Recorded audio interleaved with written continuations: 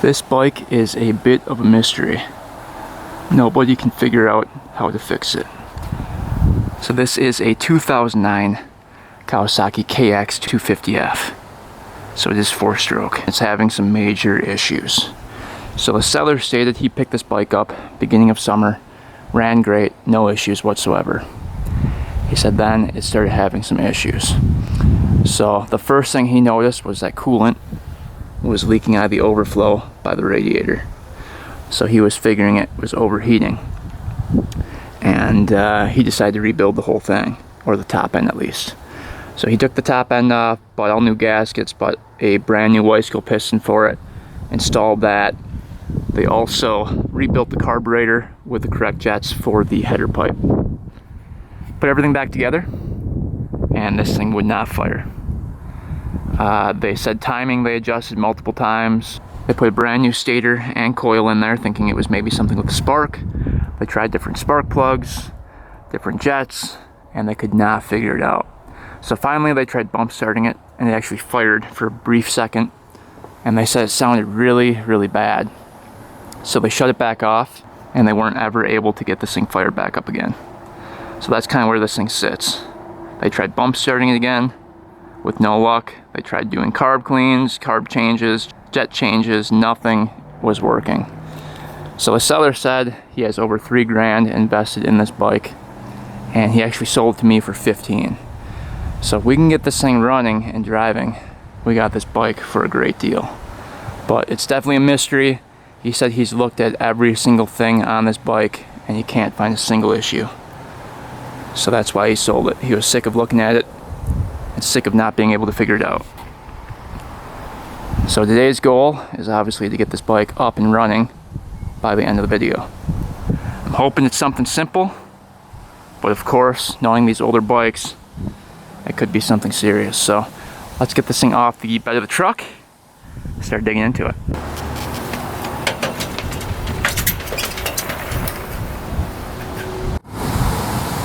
Alright, you can see it's a really clean bike.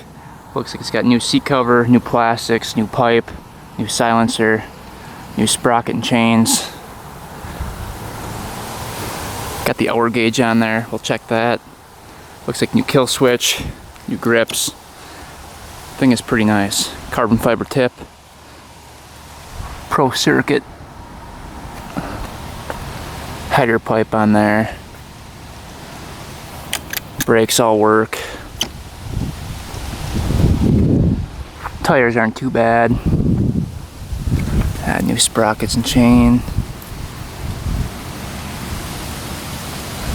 Yeah, you can see there's a new stator in there. Brand new wires. New carburetor lines. I guess it is the original carb, which is good. Yeah, front tire looks good. Renthal bars. So it's pretty clean. Let's see if we can fire this thing up. So pull the choke out here. Turn the gas to on.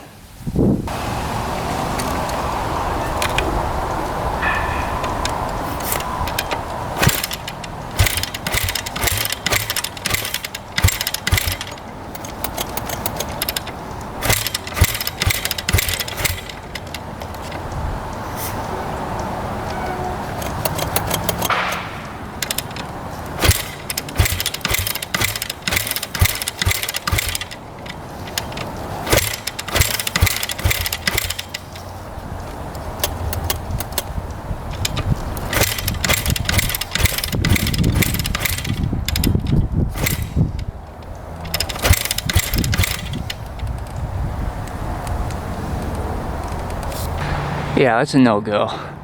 Does not want to fire up. Feels like it's pretty low compression when you're kicking it over. Alright, we got this bike in the garage. Let's kind of start going through it, and we'll see if we can solve this mystery on the no start issue. So this bike is a 2009. Let's quick check the VIN, make sure it is. So we're going to go 10th digit up. 1, 2, 3, 4, 5, 6, 7. Yep, that's a 9. So it is in fact a 2009. Alright, let's see what this oil looks like. Oh, right away, that kickstart is on incorrectly. See how it's sitting like that? It should sit like that. So it's like one tooth off when they put this back on. Maybe that's how they got it though. Alright, let's get that off.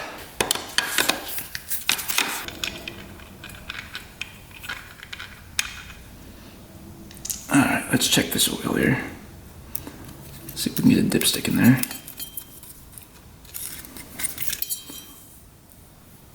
Yeah, very clear oil. I'm guessing that's brand new. And it probably has 1 minute of ride time on it. So, that's probably why it's so clear. Alright, windows right in here. Oh yeah, it looks a little bit low. You can see it should be up to the upper line right there in the window, and it's at the lower line, so oil is definitely low. It must be leaking from somewhere.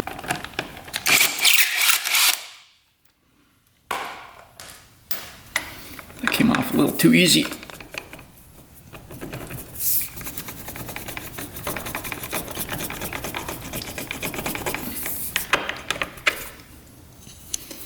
Alright, so you want to put it maybe, yeah, right there. See, now it can't hit that case. Before it was getting caught.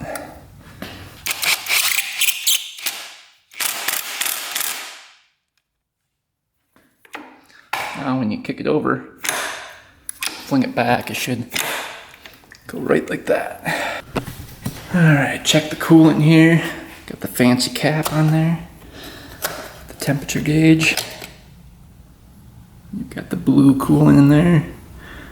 Yeah, that's all topped off, looking good. That tells me that coolant's not leaking. Let's just make sure it goes through all the gears while we're over here. Brake is a little sticky, you can see. There's first, second, third, fourth, and fifth.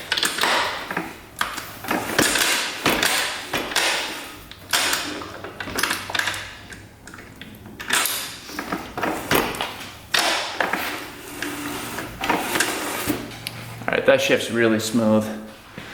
So transmission should be perfect on this thing. Alright, next we're going to check gas flow. So we're going to look for water in the gas and check the petcock, which is right here. Make sure that's flowing nicely from the gas tank into the carb. Alright, here we go. We'll turn the petcock on. See if it's flowing. Yep. Looks good.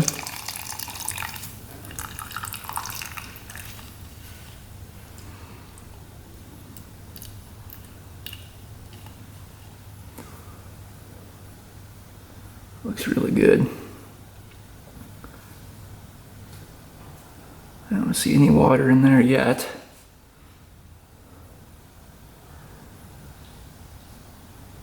This is what fuel and water mixed looks like. So you can see the two separated. Got the fuel on the top, the water on the bottom. So if you had water in your gas, obviously it would be less water than that. It'd probably be just the lower level that looked clear like that, and the top level would be yellow. See, that separates like that. So if you're looking for water in your gas, that's kind of what that would look like.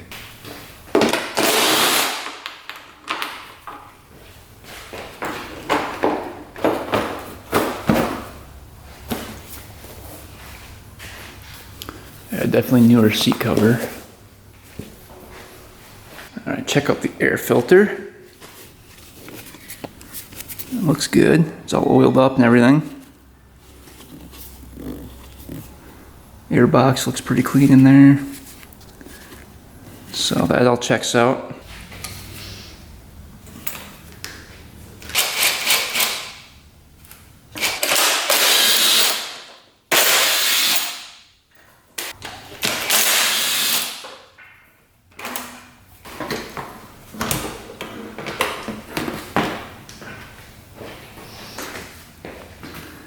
Alright, now we have access to the spark plug. The seller said he put a new coil on here, so that's a brand new coil, and he gave me the old ones as well. I'm seeing that the hot start's off of it, and if you look where the hot start goes, looks like they JB welded that close, or epoxied it closed. You can see right up there. So that is blocked off. So that's bypassed. So it's not the hot start. I've had a bike where the hot start is stuck open just a little bit like that, and it will not start. So we can rule that one out. All right, so here is the old coil the seller had on there. This is the original. We'll see if that still works. And here's the piston they took out. Piston looks really good, not scored up or anything. A little carbon on the top, but nothing serious. And it's a Pro X piston, so this was rebuilt before the seller rebuilt it as well. So those both look pretty good. I'm not seeing any cracking on the coil or anything. Looks good down in here. Sometimes these don't connect to the spark plug very well and get worn out, but that one looks pretty good. So we'll see. Let's get the coil off the spark plug here.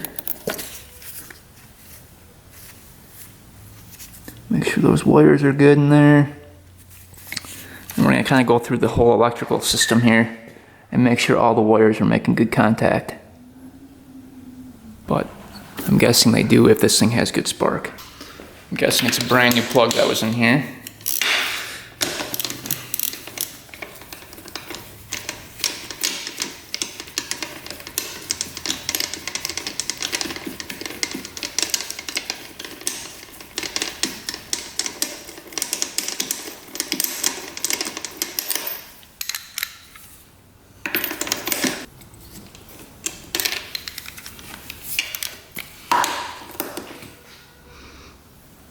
Plug looks wet.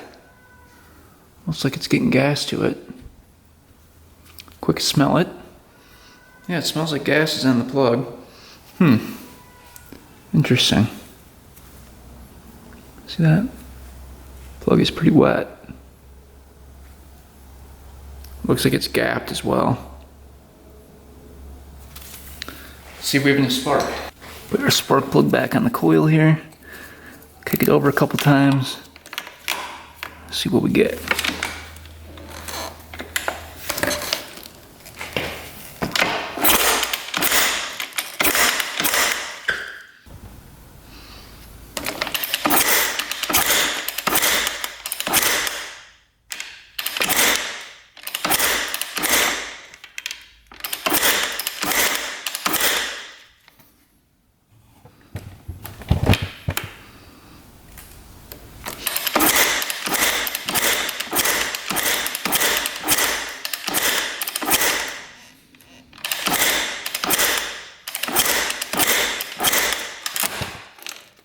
Got spark. Well, it looks like we have nice blue spark coming from the spark plug, so I don't think spark's gonna be an issue. That's some nice strong spark. All right, just for fun, we put the original coil back on and we're still getting good spark. So I don't think the coil was ever the issue. All right, let's perform a compression test. On these bikes, because there's a decompression mechanism, you're never gonna get an accurate reading. So typically I like to look for between like 60 and 100 PSI. And if it falls in that range, typically your compression is pretty good. That means you probably don't have a bent valve or something like that. All right, tester going in.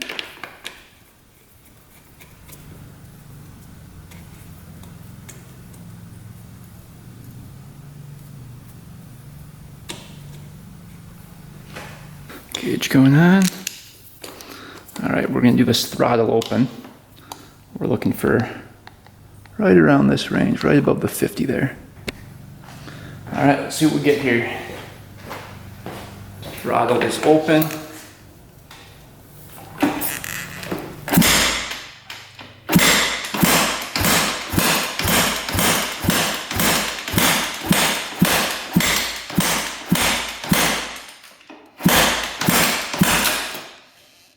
Ooh, we're pretty low.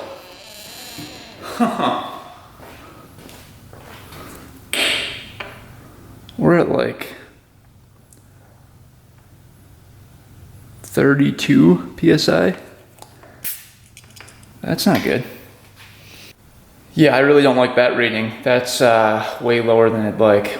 So what we're gonna do is pour some oil down the cylinder. It might be washed out from all the gas getting in there, and see if that compression will rise up a little bit. We can get some oil down there. There we go.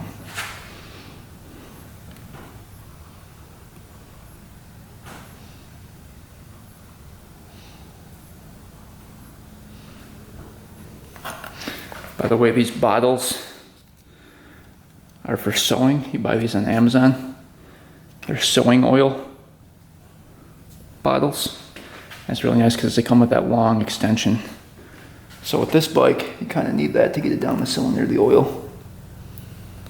All right, that's enough oil. I have a feeling this bike is flooding out and causing those rings not to seat properly. See if we're above 32.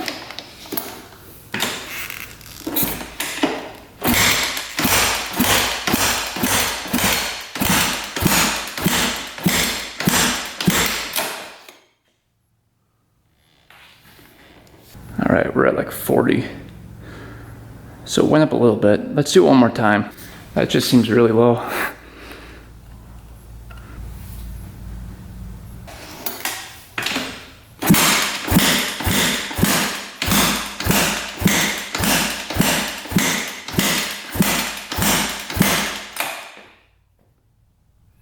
Yeah, that's more like it. We're like at 55 now.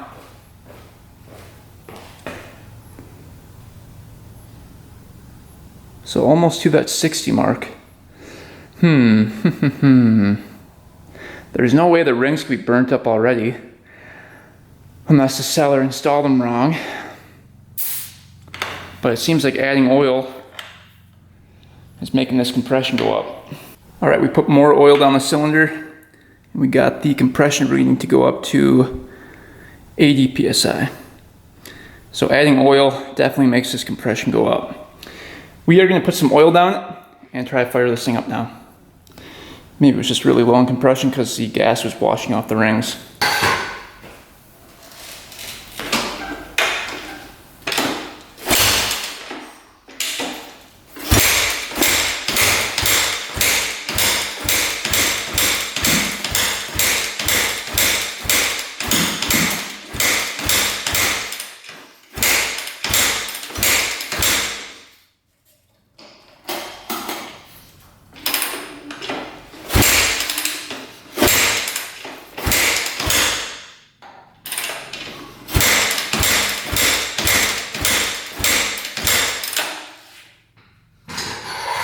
Let me throw a boot on here.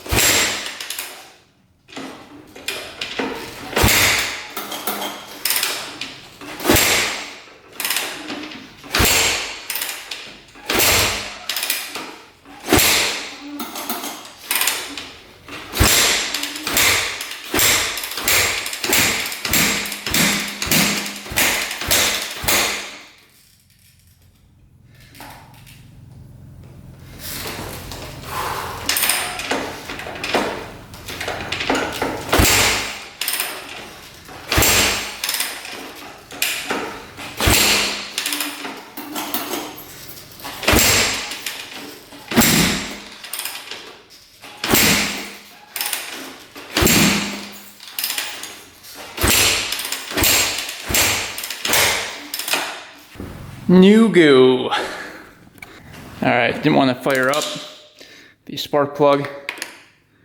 Looked like it was wet, getting gas again. Yep, smells like gas. Still wasn't firing. So what we're gonna do is try it one more time off camera. See if I can get it to go. Otherwise, might be something wrong with the valve clearance there, or the timing. The seller said he checked everything like 3 times, so I'm doubting it's that, but it's gotta be something. All right, we've got gas directly down the cylinder. Let's see if it fires up.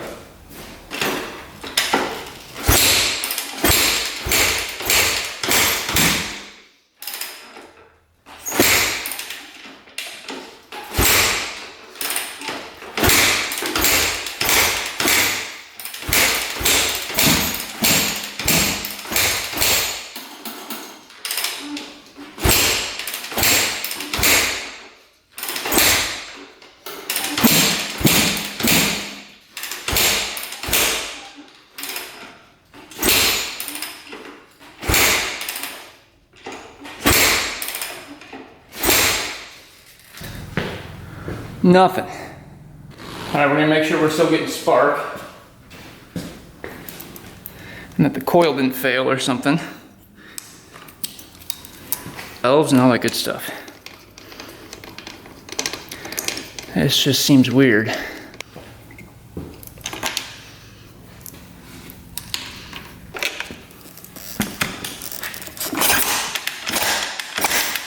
Yep.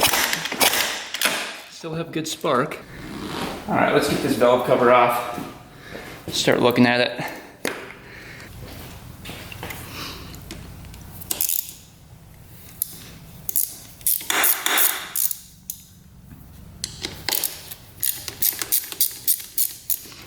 All right, valve cover coming off here.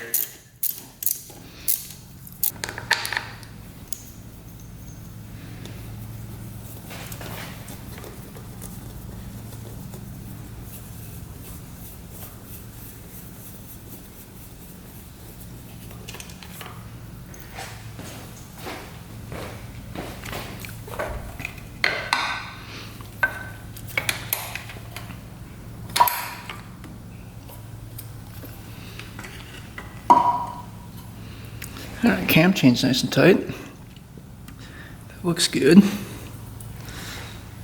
Get a closer look up in there. All the lobes look good so far.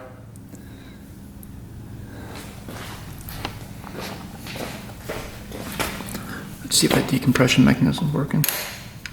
Yep. It's bringing back like it should. All right, now we're gonna check the timing. So to do that, we need to get this cap off, that cap off, and get this machine to top dead center.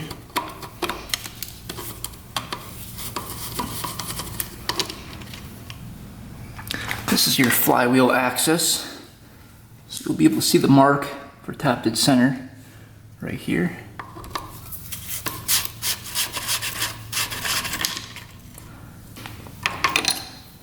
It's a 14 millimeter.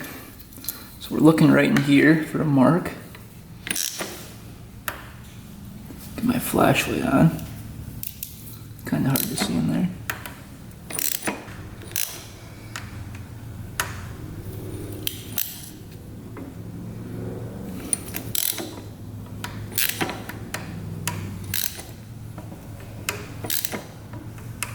Alright, I don't know if you guys can see in here. It's kind of hard to see. But there's 2 marks on the flywheel. Now we've got that mark lined up with the notch in the case here. And that mark, there's gonna be 2 lines right next to each other. It's the line furthest to the right is the top dead center mark. That's the one you go off of for top dead center when you're putting in the cams. So coming up here, now we look at the cams and we see that there's a dot right there. Dot right there. This dot you want parallel with this surface here. And that looks to be exactly spot on. Then there's a dot over here, a dot right there. This dot you want parallel with this surface. And that's pretty close. It might be 1 tooth off. Yeah, that might be 1 tooth off. So we're gonna check valve clearances. And I think that's 1 tooth off. We'll have to check it.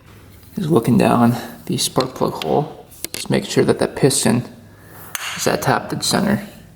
And you can see the piston's all the way at the top of the cylinder there. So That's good. That means that the woodruff key probably didn't move on the flywheel. So it rules that problem out. All right, valve clearance for the intake valves right here are gonna be 4 to 6 thousandths of an inch, and the exhaust are 7 to 9 thousandths of an inch. Let's see if those are within spec.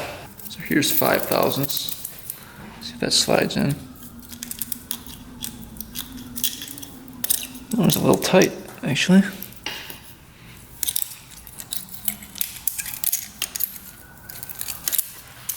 Let's see if 5 thousandths goes in here.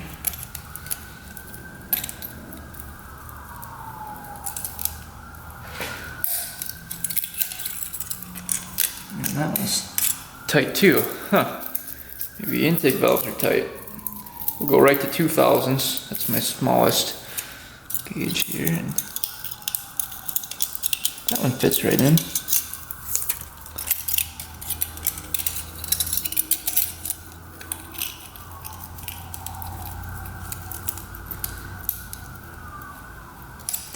That one's pretty tight.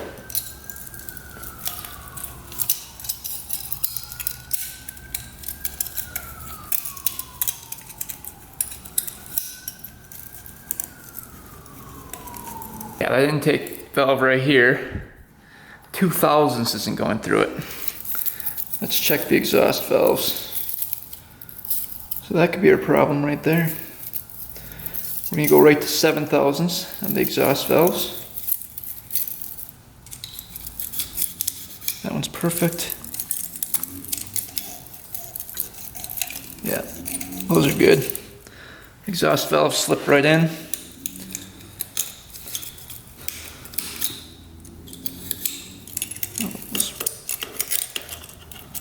So I think we've got a problem with the intake valves here. All right, so to get the valves adjusted, we need to take off the intake cam here. So to do that, we need to loosen up the cam chain tensioner. So that's sitting right here. So I like to get this one all the way out first. Otherwise it's kind of hard to get to. All right, get this one off.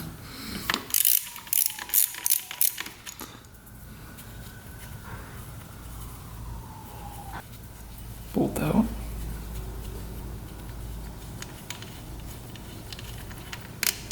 That back. There we go.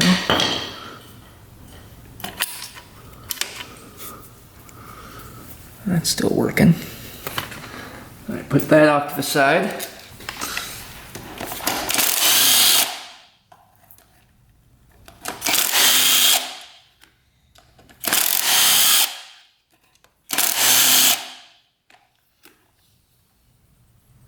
Unit.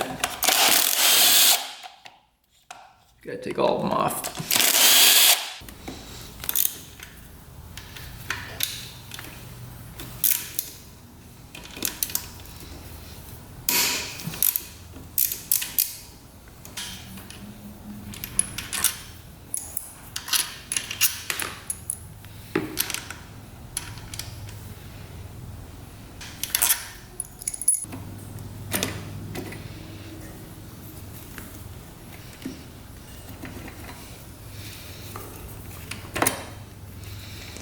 Locked in there pretty good.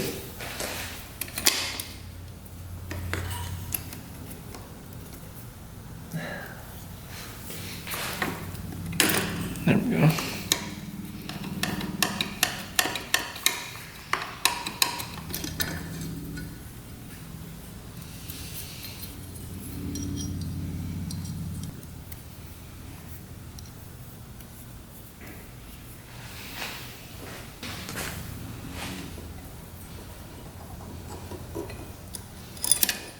And just let that dangle.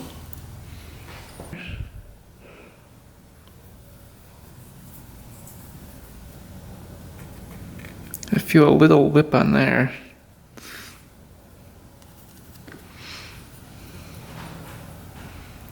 Sprocket looks good. Sometimes these can move too on the shaft. So have to keep an eye out for that too. Get the buckets out. Let's see if this one wants to come out. There we go. So that one came out.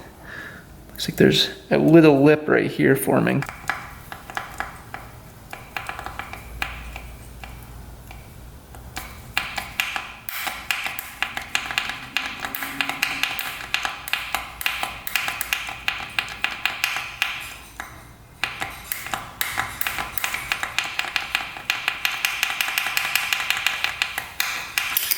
There we go.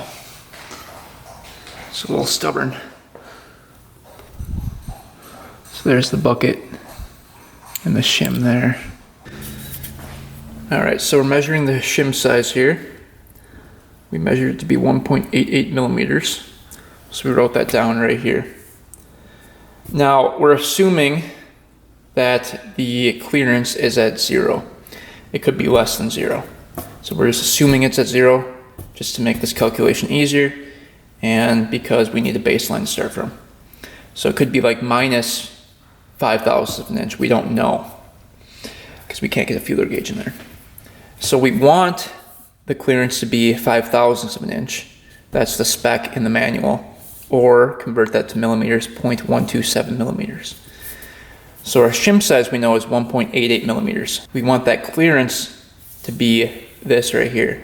So what do we have to do? We have to subtract the 0.127 millimeters, or the 0.005 of an inch, from the shim size. So right now what's happening is this bucket sits on the shim like that, and this rides right here on the cam. And right now the clearance is nothing, it's 0. We want the clearance to be like that, which would be 0.005 inches, 0.005 of an inch. And in order for this bucket to come down, we want the shim to be smaller because it raises that bucket up less. Because this is sitting on the actual valve. So if we make the shim smaller, the clearance gets bigger. And that's what we want. That's why we're subtracting from the shim amount. So we want the new shim size to be 1.573 millimeters.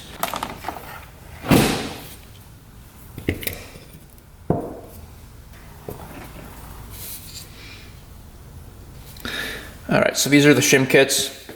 I just bought the Hot Cams shim kit. And these you want to measure with the feeler gauge because a lot of them are off. So we're looking for 1.753. Let's see if this one's going to be good.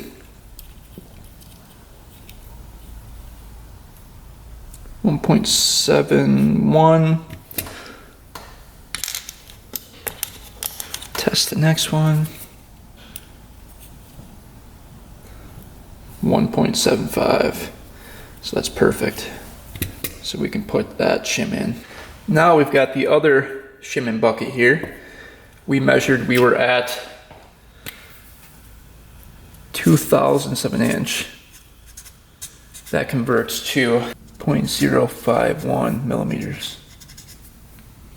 We want 0.005 of an inch, or 0.127 millimeters. The shim size, that's a big shim. That's a really big shim. Why is that so big? That's weird. 2.91 millimeters.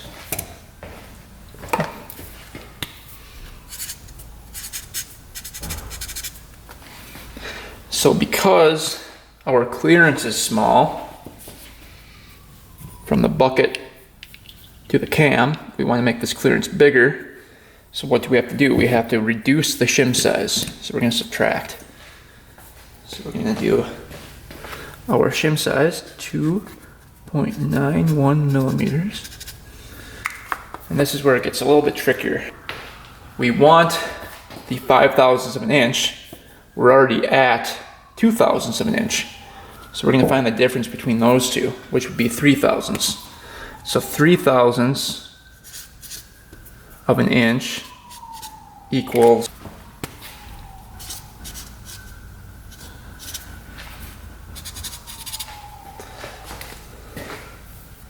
so now this is the number we want to subtract. That's the clearance we want. So now we subtract that. And we're gonna get our new shim size. Our new shim size is gonna be 2.8338.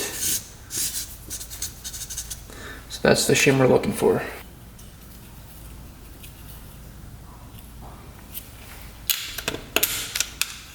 A little bit smaller than I'd like.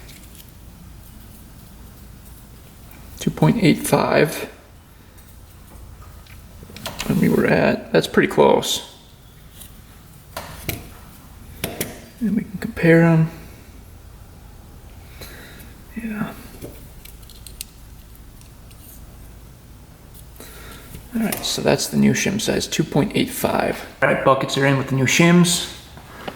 Now we can set the cam timing. So you can see there's a dot right there. We want that parallel with the surface of the head. So I'm actually gonna turn that one tooth back to me. I think that was off a tooth. We'll see how it sits in here. Hard to tell. Yeah, I think it was off a tooth. That's more even. And then we'll get the intake cam set. I think the intake cam was pretty spot on how the seller had it.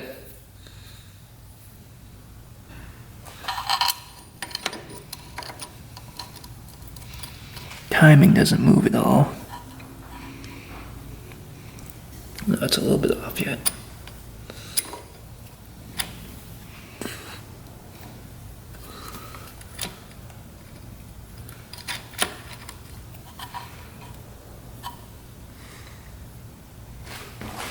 Okay, and what you can do is you can put your finger through the tensioner and tension that a little bit so that you get an accurate reading here.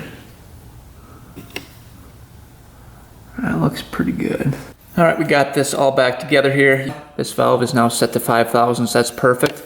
This one's still at 0. So we have to set this one another 5 thousandths smaller than the shim that's in there. So this one was really far off. All right, the new shim size is 1.55 millimeters. So we had to go down quite a bit from the original that was in there. So now, got our feeler gauge set to 5 thousandths. Just slides in that one, and just slides in that one. And we'll check the exhaust one more time just to make sure. 7 thousandths slides in. Perfect. Perfect. Cam chain's nice and tight. All right, valves are all adjusted. We're gonna quick do a compression test and see if that went up.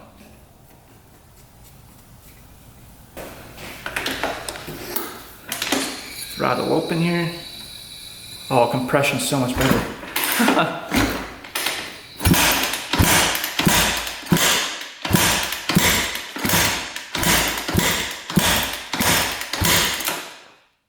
Oh yeah. Now we're right where we want to be. All right, valves are all adjusted. We have a lot better compression. Let's see if she fires up now.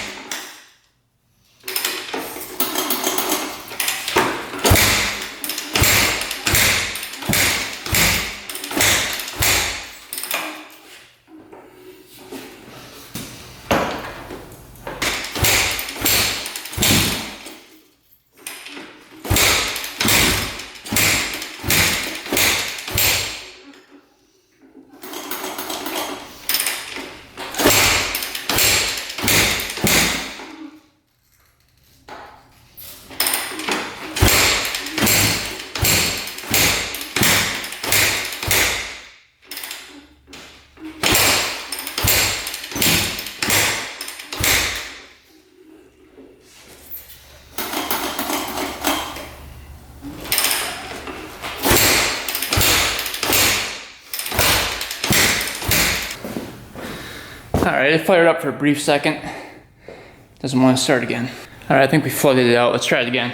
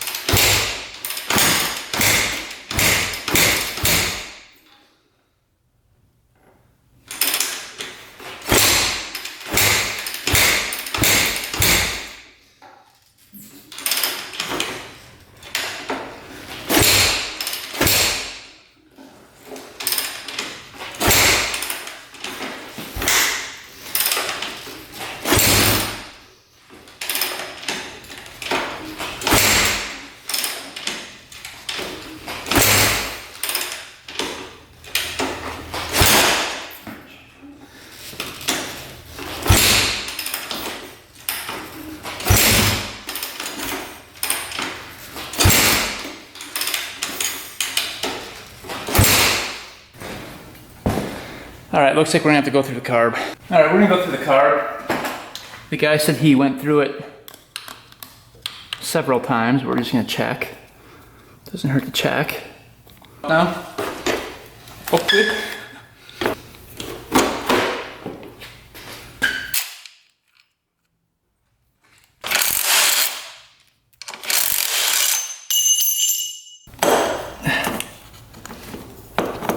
Alright. We can go up through here, possibly.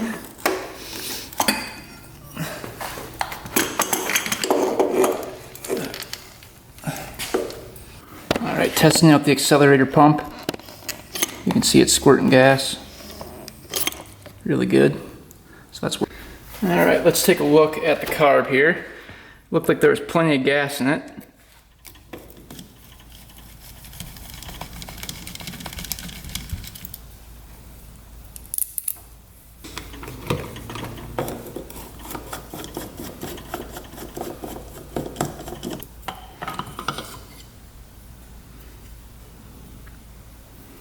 Looks spotless in there. Make sure these are opening. Alright. Take a look and see what we're running for a main jet here.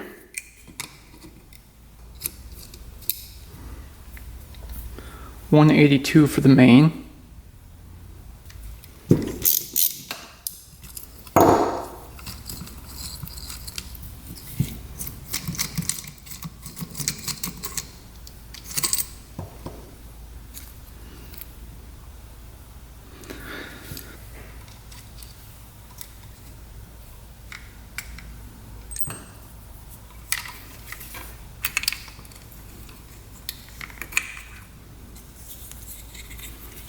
Looks good. Yeah, he definitely put a rebuild kit in here. Everything looks brand new.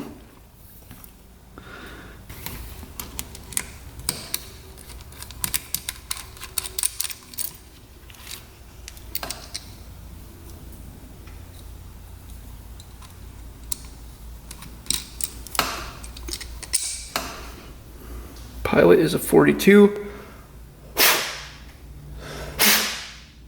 That looks like it was kind of plugged up. Nope, it was clear. 42 pilot. So here's a little starter jet in here.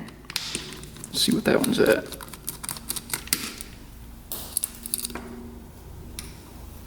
This one is at 68. And that one is clear. So that's basically the whole carb. Alright, and then the fuel screw. Let's see what that was at.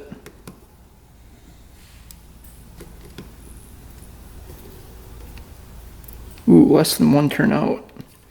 That could be the problem.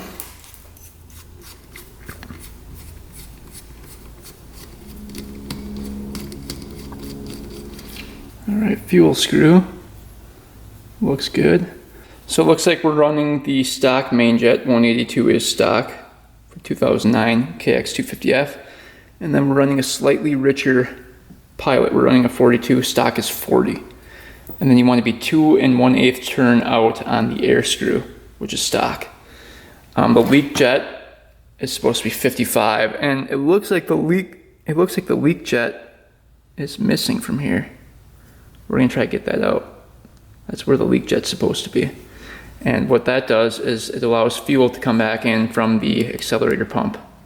So the bigger the leak jet, the more comes back into the bowl from the accelerator pump. The smaller, the less flows back in. So let's just try to get that leak jet out, see what size that is.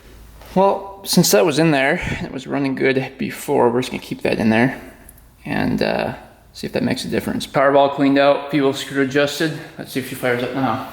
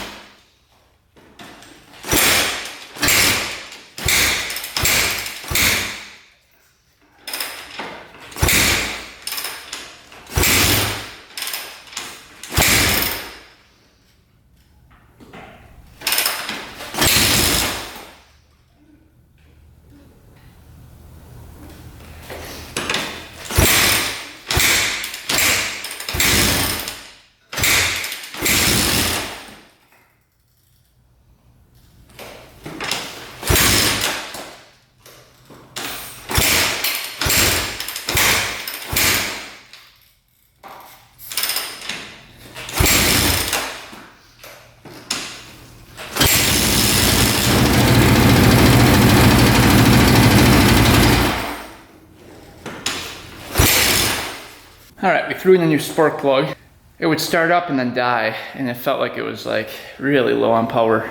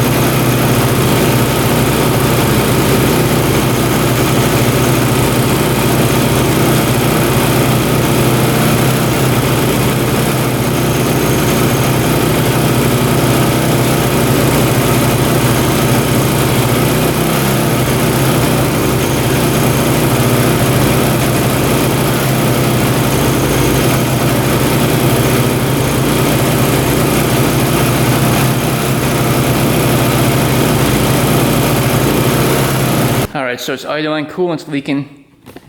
out of the overflow there. So it's doing the same thing as it was when they first bought the bike. So this thing will idle for a couple seconds and then it dies when you give it throttle. It sounds really, really weak as well. Like it's barely idling. Really strange. I pulled out the plug was pretty wet. Smells like gas. So it's getting gas to the plug. So I don't know what's going on. We're gonna do a leak down test and see if those valves are leaking a little bit. All right, we've got our fitting here. We're gonna put like 15 PSI into the cylinder here. And we're gonna see if it leaks out. We're at top dead center right now. We have to hold this at top dead center for this to work. We're gonna take the radiator cap off too. See if that's spurting everywhere. If it is, it's a head gasket that's blowing. And we're gonna listen to see if it's coming out of the pipe. If air is coming out of the pipe, we know that the exhaust valves are leaking. And if it's coming out of the carburetor, we know that the intake valves are leaking. Excessive blow-by on the rings you'll hear in the case.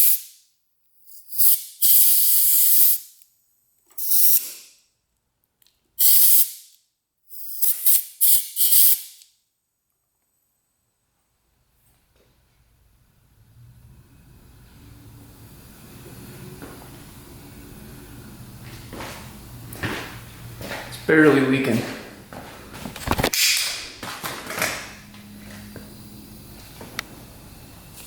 No bubbles there, so it's not the head gasket.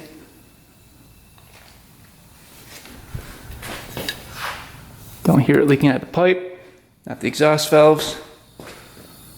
It's just leaking out of here. So there's very, very little ring blow by. Huh.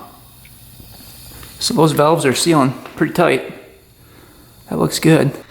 Alright, so this bike is acting really weird. It'll sit and idle, but as soon as you give it gas, it will stall out. And it's leaking coolant. So it must be getting hot. So if timing is on, if spark is good, compression's good, carb is clean, what else could it be? The leak down test passed. None of the valves were stuck open or leaking. And the head gasket passed. It's not a leaking head gasket. So that's not the cause of the leaking coolant. One thing I realized when we first got this bike was that the hot start was bypassed in a weird way. So right now you can see it's bypassed with a plug right there. But this piece is still here.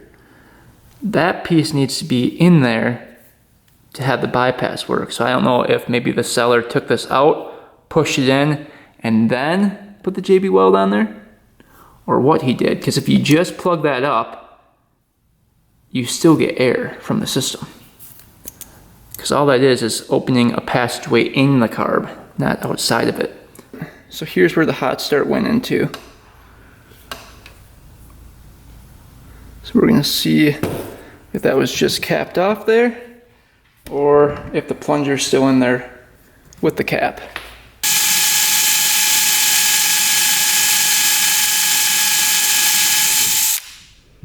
Maybe it goes all the way in.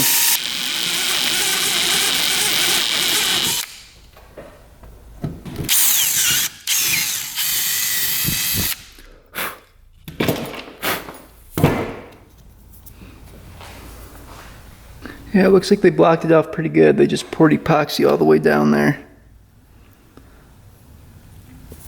So it was definitely plugged up.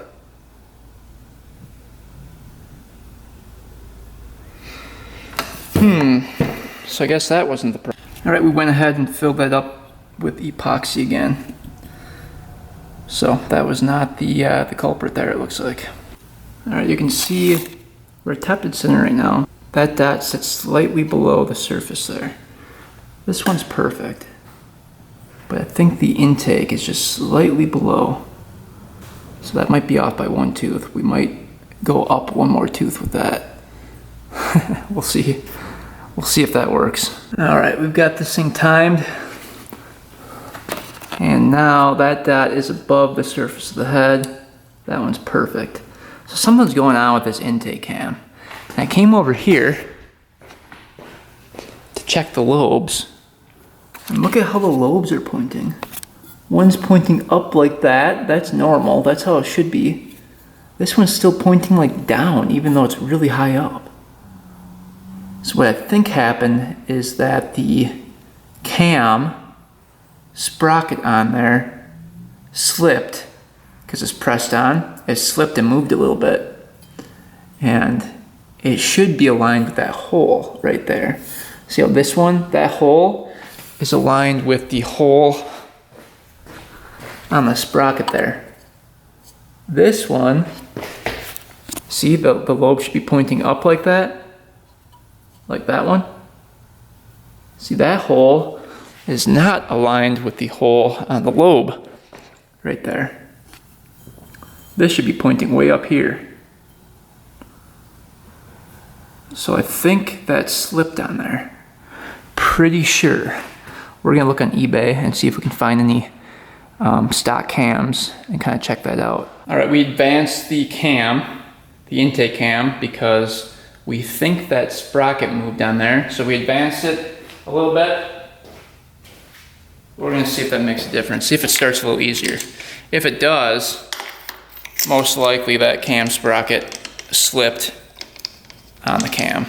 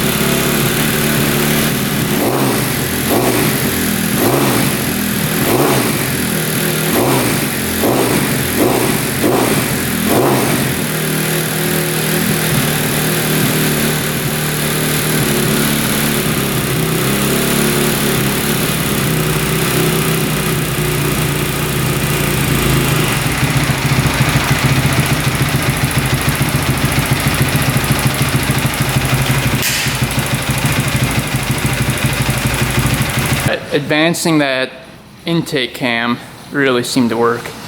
So now it starts right up easy, runs pretty good, and really no issues besides the leaking coolant, which I have no idea why that's leaking.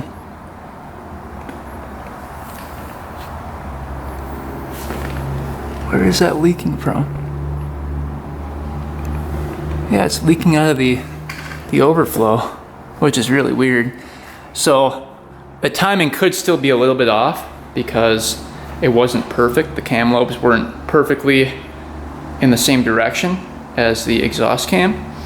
So I'm guessing it's still a little bit off on the timing, causing this thing to run hot and boil out that coolant. All right, let's continue to start this thing up and we'll see if the smoking goes away. It's smoking quite a bit right now.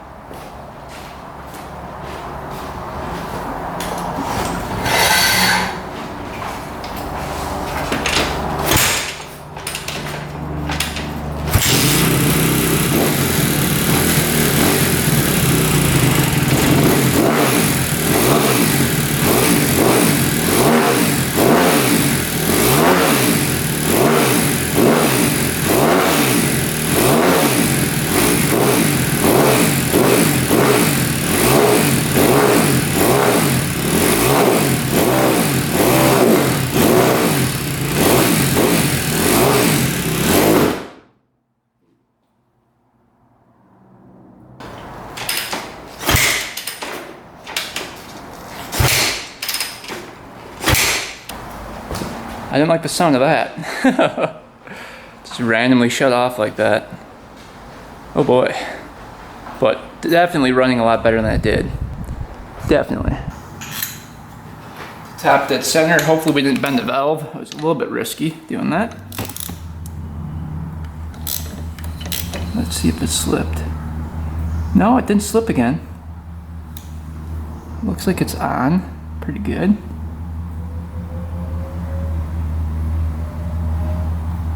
Oh, maybe it did a little bit.